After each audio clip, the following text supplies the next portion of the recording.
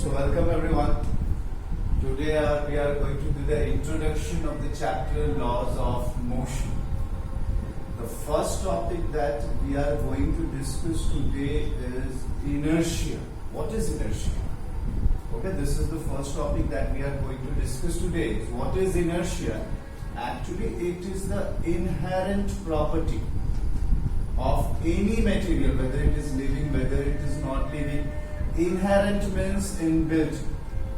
It is a property that is present itself in the material, whether it is living, not living. That's why that is called inherent property. That's why this is called inherent property. What does this property do? This property tends to oppose the change of state of body. Change of state of body. Okay, so what the basically inertia is? Inertia is the inherent property of any body which tends to oppose the change of the state of body. Change of state means, change of state means if a body is at rest, the inertia will always want the body to be at rest. That means it will oppose the motion.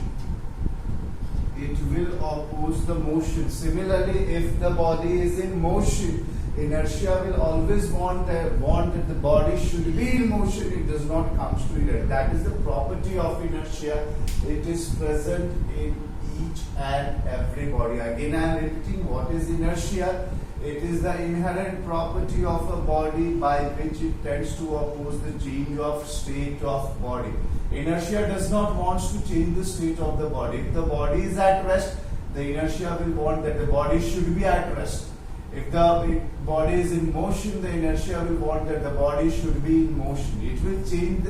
It will oppose the change of the state. Let's look for a few examples related to it. Let's look at a few examples related to that. The first one is called inertia due to motion.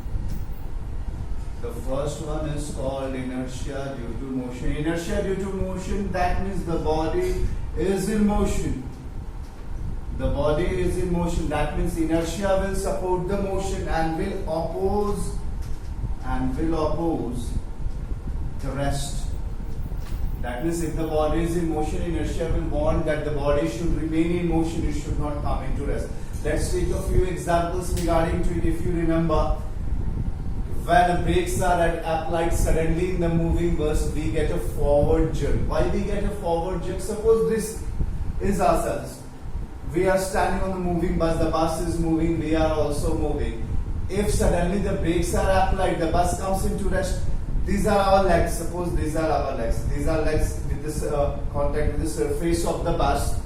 This also comes to rest, but due to inertia, this upper portion of the body remains in motion. Now, if the legs comes to rest and the upper portion remains in motion, then what we will get? We will get a forward jerk. That is an example of inertia due to motion. Some more questions come related to inertia due to motion is that why the luggage on the roof of the bus is tied with a rope. That means if the bus is in motion, the luggage are also in motion. If the brakes are applied, the bus will come into rest. But due to inertia, that luggage will remain in motion and it may fall off. That are the cases of inertia due to motion. That are the cases of inertia due to motion. Now let's look at an example of inertia due to rest. Let's look at an example of inertia due to rest. That means here in the body is at the rest. Inertia will support rest and will oppose motion of the body. That means it wants the body to remain at rest. Suppose we are sitting on a bike or in the car, and if suddenly it gets accelerated, we get a backward jerk. How? Our legs come into motion, but due to inertia, the upper portion remains at rest. Okay, one more example. If you see into your house how the blanket or the carpet is cleaned off with a stick, what happens with a stick? Suppose this is the carpet. I am beating it with a stick. The carpet will come into motion, but due to inertia, the dust particles will remain at rest and hence they will fall due to gravity. This is an example of inertia due to rest. This is the example of inertia due to rest. Now coming, there is another type of inertia also, that is the third type.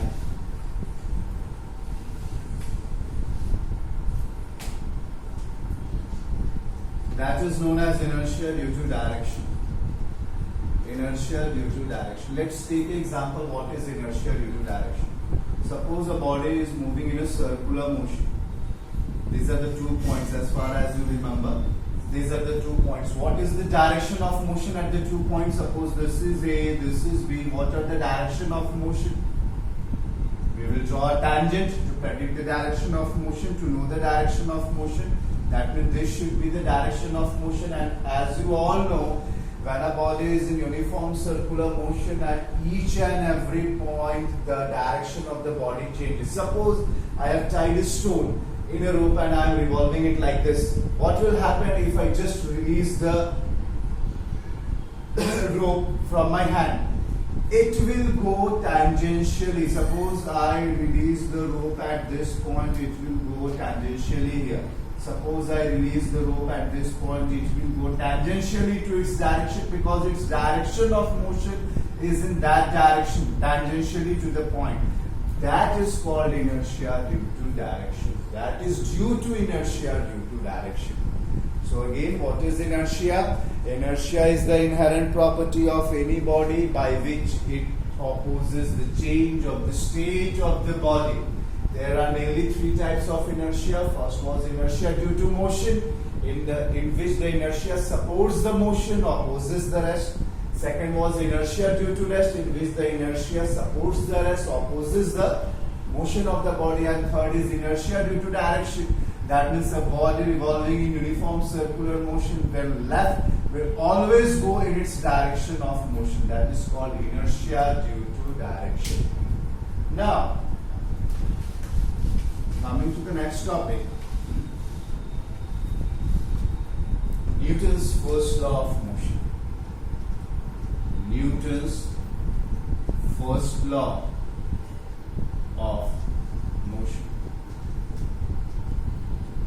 Newton's first law of motion. What was Newton's first law of motion, if you remember? If a body, just I am writing the statement, if a body is in rest or in uniform motion, because some student makes a mistake while writing a statement. Uniform motion, not motion, uniform motion. If a body is in rest or in uniform motion, then it remains in rest or in uniform motion or in uniform motion until or unless